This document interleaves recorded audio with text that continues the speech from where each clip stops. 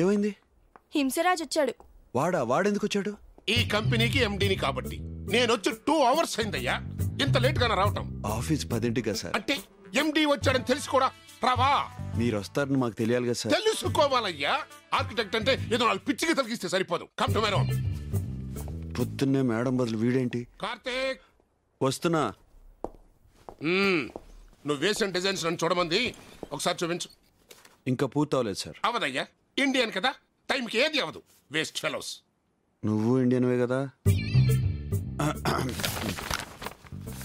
ఏంటిది? Plan sir. జోకా? ఇది ఏంటి? Swimming pool. మరి నీళ్ళేవి? ఇది జోక్ అండి. ఇది బేస్మెంట్, ఇది కార్ పార్కింగ్ ఏరియా, ఇవి అపార్ట్మెంట్స్, ఇది స్విమ్మింగ్ పూల్. స్విమ్మింగ్ పూల్ పైన ఎందుకయ్యా? అన్ని నీళ్లు అంత ఎత్తెక్కాలంటే ఎంత కరెంటు దండగా. కింద ఫ్లోర్ లో పెట్టించాడయ్యా. కింద పిల్లర్స్ అడ్డం వస్తాయండి. పిల్లర్స్ అడ్డు వస్తే తీసేవయ్యా. పిల్లర్స్ లేకపోతే బిల్డింగ్ కూలిపోతుంది. నిజం సార్. పిల్లర్స్ లేకుండా బిల్డింగ్ కట్టే పద్ధతి ఇంకా ఎవ్వరూ కనిపెట్టలేదు. నువ్వు కనిపెట్టు. లక్షల లక్షల జీతాలు తీసుకుంటే సరిపోతుంది అనుకున్నావా? మేడం రారా సార్? నేను వస్తే ఇబ్బందా? లేక నేను వేసే క్వశ్చన్కి సమాధానం చెప్పడానికి ఇబ్బంది పడిపోతున్నావా? అవును సార్.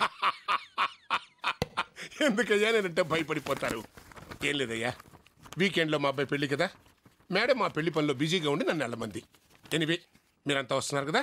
వర్క్ బిజీ సార్, కష్టం. అంటే ఎండి కొడుకు పెళ్లికి కూడా రావా? ఓవర్ యాక్షనా? వస్తాను సార్. మళ్ళీ భయపడిపోయాడు.